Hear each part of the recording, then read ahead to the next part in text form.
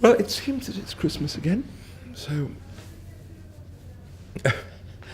very Merry Christmas and a Happy New Year.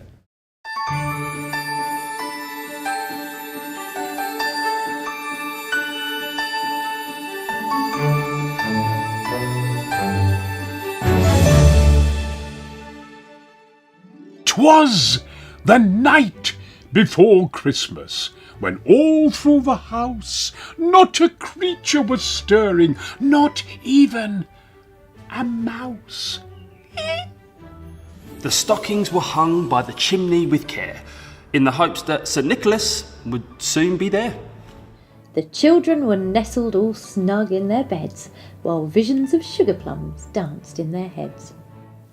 And Mamma in her kerchief, and I in my cap, had just settled our brains for a long winter's nap.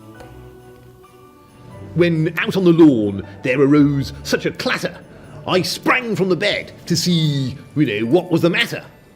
Away from the window I flew like a flash, tore open the shutters and threw up the sash. The moon on the breast of the new fallen snow gave the lustre of midday to the objects below. When what to my wondering eyes should appear but a miniature sleigh and 8 tiny reindeer. With a little old driver, so lively and quick, I knew in a moment it must be St. Nick. More rapid than eagles his coursers they came, and he whistled and shouted and called them by name. Now Dasher, now Dancer, now Prancer and Vixen, on Comet, on Cupid, on Donner and Blitzen. To the top of the porch, to the top of the wall, now dash away, dash away, dash away all. As dry leaves that before the wild hurricane fly, when they meet with an obstacle, mount to the sky. So up to the housetop the coursers they flew, with their sleigh full of toys, and St. Nicholas too. And then, in a twinkling, I heard on the roof the prancing and pawing of each little hoof. As I drew in my head and was turning around, down the chimney St. Nicholas came with a bound. He was dressed all in fur from his head to his foot, and his clothes were all tarnished with ashes and soot. A bundle of toys he had slung on his back, and he looked like a peddler just opening his pack. His eyes, how they twinkled, his dimples, how merry, his cheeks were like roses, his nose like a cherry.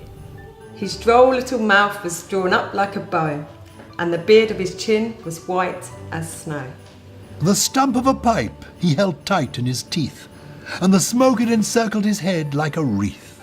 He had a broad face and a little round belly that shook when he laughed like a bowl full of jelly. He was chubby and plump, a right jolly old elf, and I laughed when I saw him, in spite of myself. A wink of his eye and a twist of his head soon gave me to know I had nothing to dread.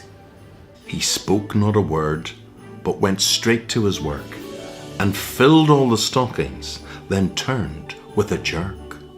And laying his finger aside of his nose, and giving a nod, up the chimney he rose. He sprang to his sleigh, to his team gave a whistle, and away they all flew like the down of a thistle. But I heard him exclaim, ere he drove out of sight, "Merry Christmas to all, and to all a good night!"